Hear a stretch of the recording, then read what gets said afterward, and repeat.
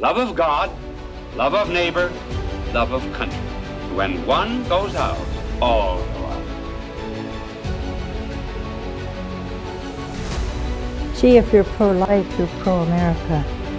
If you're pro-death, you're anti-country and you're unbelievably unpatriotic. The right to worship as we choose, these are God-given freedoms, not the contrivances of man. Habemus Papam.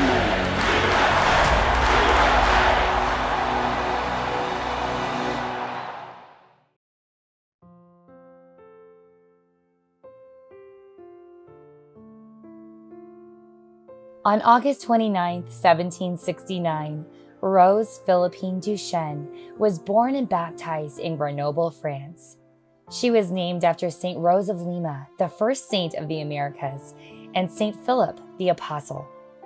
Beginning in childhood, Philippine was known for her strong-willed nature and grew a love for the vulnerable at an early age. When she was supplied with money from her family, she would unapologetically give it in full to the poor. She loved reading about the saints' lives, the stories of heroic martyrs, and the accounts of missionaries. Philippine often visited her aunts, who were nuns at Sainte Marie d'Aul, a convent in Grenoble. Here she studied at the convent's boarding school and prepared for Holy Communion in 1781. Philippine offered herself to God and prayed the Memorare multiple times a day for clarity of God's will and for strength. When her parents discovered that Philippine was considering the contemplative life, her father, who dabbled in masonry at the time, pulled her out of boarding school. To her family's surprise, Philippine submitted to her father's wish to remain home until she was 18. She silently continued her daily meditations and devotions to the Sacred Heart and to the Holy Eucharist. Determined to honor her vocation to religious life, she swiftly entered Sainte Marie d'Aul as a novice. During her novitiate life, Philippine admired and prayed for the intercession of two saints, Saint Francis Xavier and Saint John Francis Regis. She practiced obedience to the rules of her convent and took great joy in spending her nights before the tabernacle in silent adoration.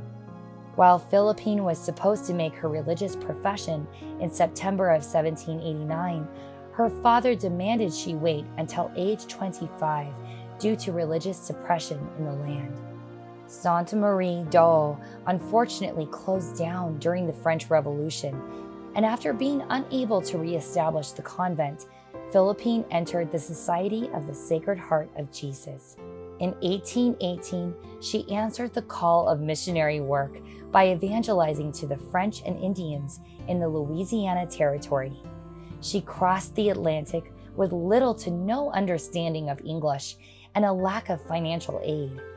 She arrived near New Orleans on May 29, 1818, on the Feast of the Sacred Heart. After establishing their first school in 1818 in St. Charles, Missouri, they established their first novitiate in the New World in 1820 in Florissant, Missouri. By 1828, Philippine established 6 schools for young women in Missouri and Louisiana. When Philippine arrived to the United States, she was surprised at the existence of slavery due to it being abolished in France since 1794.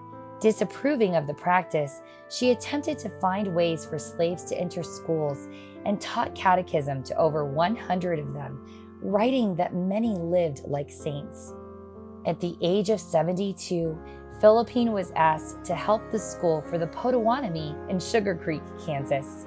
Despite various health challenges that nearly took her life, the stories of their severe suffering and poverty inspired Philippine to work with the American Indians. Because of her illness, Philippine returned to St. Charles, Missouri in 1842 and passed away at 83 on November 18, 1852. Philippine's lifelong imitation of the saints led to her becoming canonized herself in 1988 by Pope John Paul II.